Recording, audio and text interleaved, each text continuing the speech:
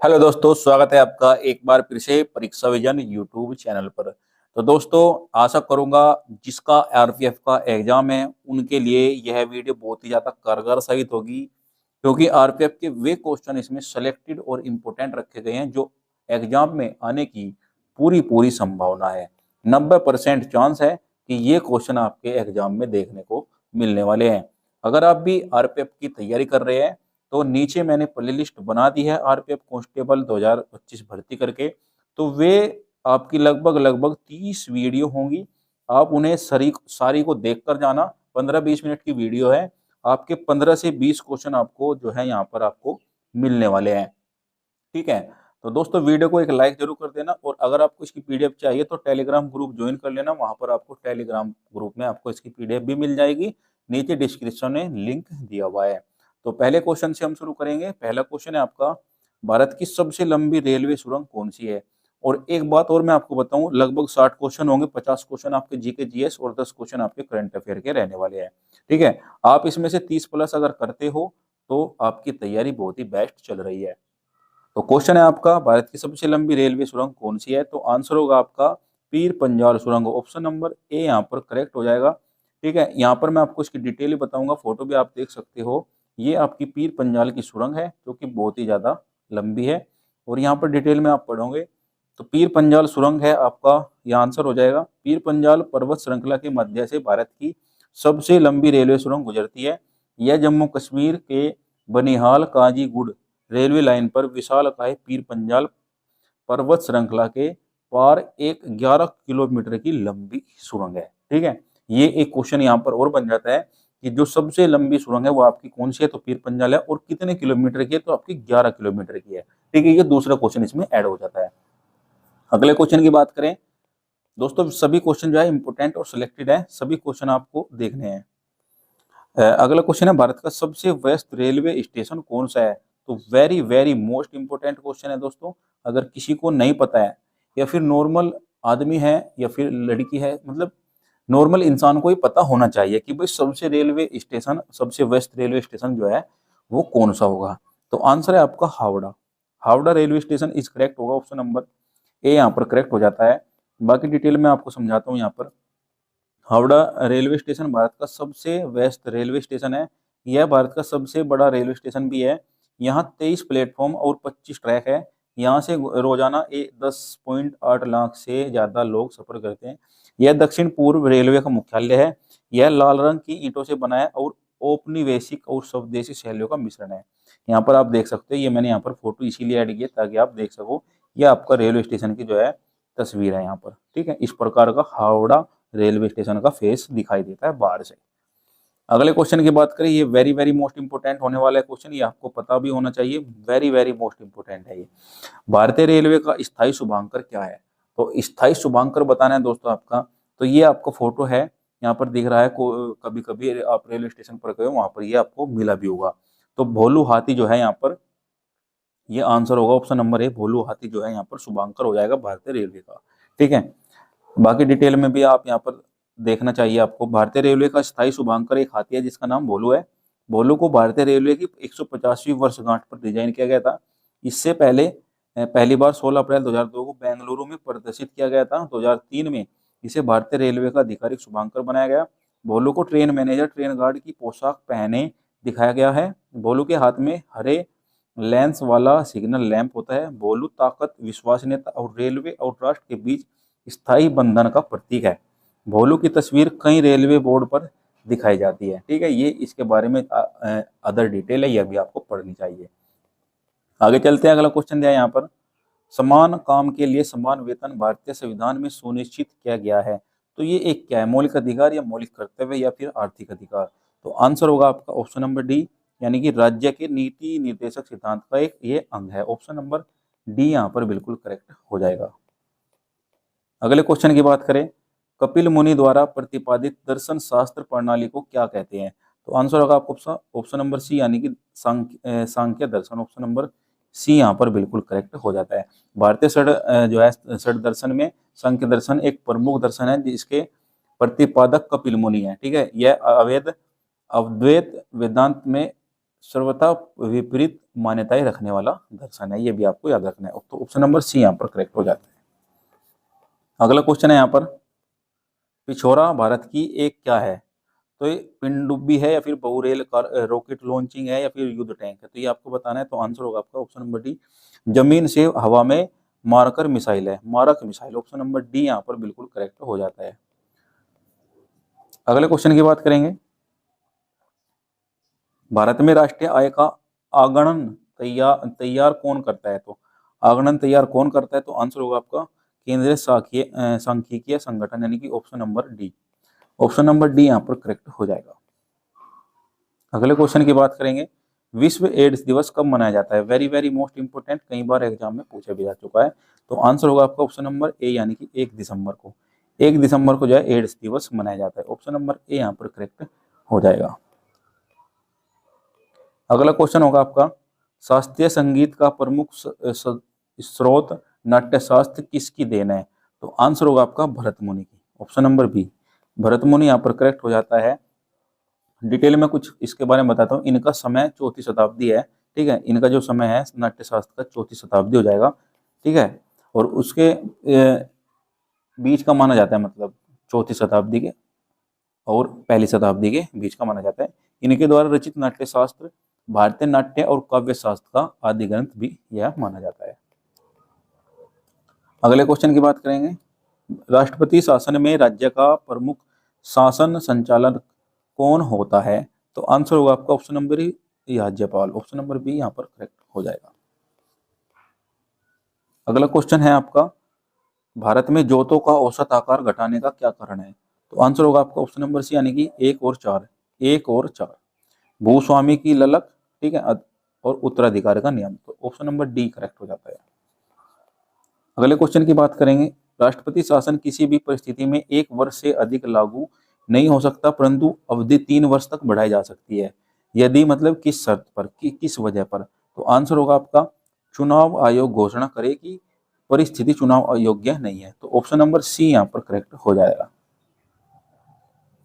अगले क्वेश्चन की बात करेंगे दोस्तों वीडियो को लाइक करके चलें, क्योंकि वीडियो बहुत ज़्यादा इंपॉर्टेंट है और आप ही के लिए बनाई गई है। एक एक क्वेश्चन जो है इसमें सेलेक्टेड रखा गया है।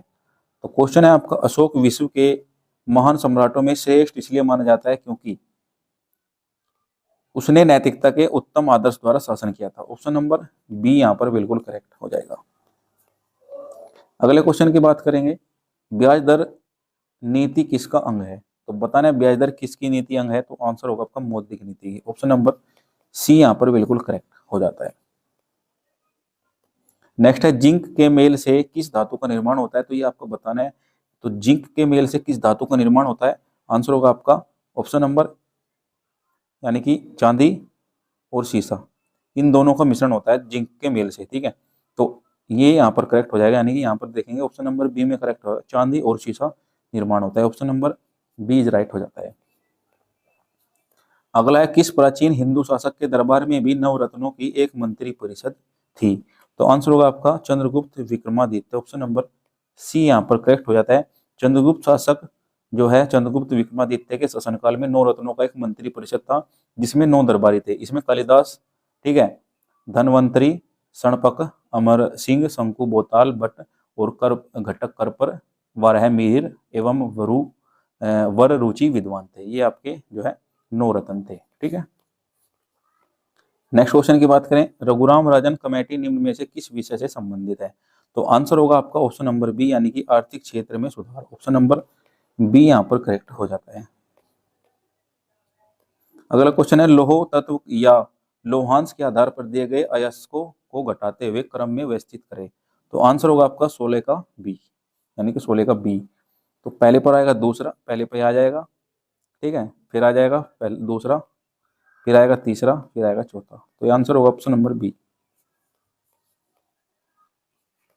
नेक्स्ट क्वेश्चन है, निम्नलिखित सूचों को सुमेलित करें। तो सुमेलित करना है दोस्तों, आंसर होगा आपका, बताइए। तो पहले का हो जाएगा दूसरी पर, यानी कि गिर की पहाड़ी कहाँ पर है? गुजरात में। उसके बाद में बात करें यहाँ पर बी, ये आपका तीसरे पर हो जाएगा। नीलगिरी की पहाड़ी आपका तमिलनाडु में है, तमिलनाडु में है। और सी का आंसर होगा आपका मध्य प्रदेश, सतपुड़ा जो आपका मध्य प्रदेश में है। और राजमहल की पहाड़ियाँ आपकी बिहार में है, ये भी आपको याद रखना है। तो आंसर होगा आपका ऑप्शन नंबर ए, यानी कि ए का दूसरा, बी का तीसरा, सी का पहला और डी का चौथा। ठीक है, अगले क्वेश्चन की बात करेंगे। केंद्र और राज्य के बीच धन के बंटवारे के संबंध में कौन सलाह देता है? तो आंसर होगा आपका डी, वित्त आयोग। ऑप्शन नंबर डी यहाँ पर बिल्कुल करेक्ट हो जाता है। अगला क्वेश्चन है, कोलार स्वर्ण खदानें किस राज्य में स्थित है? तो कोलार की स्वर्ण खदानें किस राज्य में स्थित है? तो आंसर होगा आपका कर्नाटक में। तो ऑप्शन नंबर डी यहाँ पर बिल्कुल करेक्ट हो जाएगा। नेक्स्ट क्वेश्चन है, लाल रक्त कणों का निर्माण किस में होता है? तो लाल रक्त कणों का निर्माण मज्जा या मेरु में होता है। अस्थियों के अंदर भरा हुआ एक मुलायम पदार्थ होता है। वयस्कों में बड़ी अस्थियों में मज्जा रक्त कोशिकाओं के निर्माण में सहायक होता है। तो ये आपका आंसर होगा आपका अस्थि मज्जा, option number D. Option number D यहाँ पर बिल्कुल करेक्ट हो जाएगा, बी इज राइट। अगला क्वेश्चन की बात करें, यदि कोई वस्तु एक उत्तल लेंस से अनंत पर है तो उसका प्रतिबिंब कहाँ बनेगा? तो आंसर होगा आपका फोकस पर, option number B is right हो जाएगा। अगला क्वेश्चन है, कृत्रिम उपग्रह का प्रयोग किस में होता है? तो आंसर होगा आपका ऑप्शन नंबर डी, उपरोक्त सभी, यानी कि टीवी के प्रसारण में भी, खनिज की खोज में भी, अंतरिक्ष की खोज में भी। तो उपरोक्त सभी में आ जाएगा, ऑप्शन नंबर डी यहाँ पर बिल्कुल करेक्ट हो जाएगा। नेक्स्ट क्वेश्चन है, चंद्रमा पर किसी वस्तु का भार पृथ्वी के भार के कितने भाग के बराबर होता है? तो आंसर होगा 1/6, 1/6, यानी कि ये आपका आंसर होगा, option number A is right हो जाता है। नेक्स्ट क्वेश्चन की बात करें, एलपीजी का मुख्य घटक कौन सा है? तो एलपीजी का मुख्य घटक होगा आपका butane, option number B, option number D, option number D is right. Next है, अम्लीय वर्षा निम्नलिखित में से किन गैसों के वायु में रहने के कारण होती है? तो आंसर होगा आपका ऑप्शन नंबर सी, यानी कि SO2 और NO2, option number C is right हो जाएगा। नेक्स्ट क्वेश्चन की बात करेंगे, इंसुलिन की खोज किसने की थी? Very very most important question है, क्योंकि एग्जाम में कई बार आ चुका है ये क्वेश्चन। तो आंसर होगा आपका बेंटिंग, ऑप्शन नंबर ए यहाँ पर बिल्कुल करेक्ट हो जाएगा। इंसुलिन की खोज आपका बेंटिंग ने की थी। नेक्स्ट है, प्रकाश संश्लेषण की क्रिया में अंतिम उत्पाद कौन सा है? आंसर होगा आपका सी, ग्लूकोज, ग्लूकोज इज राइट हो जाएगा। नेक्स्ट क्वेश्चन की बात करेंगे दोस्तों, संसदीय चुनावों में मत देने का अधिकार कैसा अधिकार है? तो आंसर होगा आपका कानूनी अधिकार। ठीक है, ये मौलिक अधिकार नहीं है, ऑप्शन नंबर सी यहाँ पर बिल्कुल करेक्ट हो जाता है। नेक्स्ट है, निम्न में से किस फादर टेरेसा के नाम से जाना जाता है? तो फादर टेरेसा किसको जाना जाता है फादर टेरेसा के नाम से? तो आंसर होगा आपका option number B, Abdul Sattar इर्दिगो, ऑप्शन नंबर बी यहाँ पर बिल्कुल करेक्ट हो जाएगा। नेक्स्ट है, the wing fire of fire के लेखक कौन है? द विंग ऑफ फायर के लेखक बताना है, तो आंसर होगा आपका option number D, doctor APJ Abdul Kalam. ये तो इंपोर्टेंट क्वेश्चन है और इजी क्वेश्चन है। ठीक है, तो ऑप्शन नंबर डी यहाँ पर करेक्ट हो जाता है। अगले क्वेश्चन की बात करेंगे, इंडियन स्कूल ऑफ बिजनेस की स्थापना किस शहर में की गई? तो आंसर होगा आपका ऑप्शन नंबर बी, हैदराबाद में, हैदराबाद इज राइट हो जाएगा। दोस्तों वीडियो को लाइक करके चलिए। ठीक है, वीडियो आपके लिए बनाई गई है, और जो चैनल पर नए आए हैं तो चैनल को प्लीज सब्सक्राइब भी जरूर कर ले। ठीक है, क्योंकि आने वाली वीडियो बहुत ही ज्यादा इंपॉर्टेंट है और आपके लिए बहुत ही ज्यादा फायदेमंद हो सकती है। नेक्स्ट है, सूर्य की किरणों का कौन सा भाग सोलर कुकर को गर्म करता है? तो आंसर होगा आपका इंफ्रारेड किरणें, option number A is right. Next है, मोसाद किस देश की गुप्तचर संस्था है? आंसर होगा आपका ऑप्शन नंबर ए, इजराइल की, Israel is right, option number A is right हो जाएगा। अगला क्वेश्चन दिया आपका, स्प्रीन का रासायनिक नाम क्या है? तो स्प्रीन का रासायनिक नाम बताना है, तो आंसर होगा आपका ऑप्शन नंबर बी, यानी कि एसिटाइल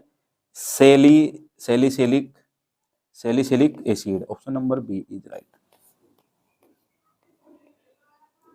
अगला क्वेश्चन है, मैकमोहन रेखा किन दो देशों के पृथक करते हैं? किन दो देशों को जो है अलग करते ही आपको बताना है, तो आंसर होगा आपका भारत और चीन को, option number A is right. Next question की बात करेंगे, लोलिता किसकी कृति है? लोलिता किसकी कृति है? तो लोलिता के लेखक जो है आपका व्लादिमीर नाबाकोव है, व्लादिमीर नाबाकोव। व्लादिमीर नाबाकोव कौन सा हो जाएगा? ऑप्शन नंबर डी में, ऑप्शन नंबर डी यहाँ पर करेक्ट हो जाता है। यह एक विवादित उपन्यास है जो कि आपका 1955 में जो है लिखा गया था। ठीक है, ये भी आपका याद रखना है। और ये आपका प्रकाशित कहाँ पे होता है, ये आपका पेरिस में होता है, ये भी आपको याद रखना है। नेक्स्ट क्वेश्चन है आपका, सैयद राजवंश का संस्थापक कौन था? तो सैयद राजवंश का संस्थापक आपका खिजर खां था, यानी कि ऑप्शन नंबर ए करेक्ट हो जाता है। खिजर खां ने मंगोल आक्रमणकारी तैमूर को सहयोग दिया, जिसके बदले में तैमूर ने उसे लाहौर, मुल्तान एवं दीपालपुर की सूबेदारी दी। यह भी आपका रखना है, तो option number A is right हो जाता है। नेक्स्ट है, निम्नलिखित में से कौन सुमेलित नहीं है? तो कौन सुमेलित नहीं है ये आपको बताना है। तो आंसर होगा आपका ऑप्शन नंबर सी, यानी कि कम चटका धारा। Option number C, option number C is right हो जाएगा। अगले क्वेश्चन की बात करेंगे, भारत में गरीबी हटाओ का नारा किस पंचवर्षीय योजना के अंतर्गत दिया गया था?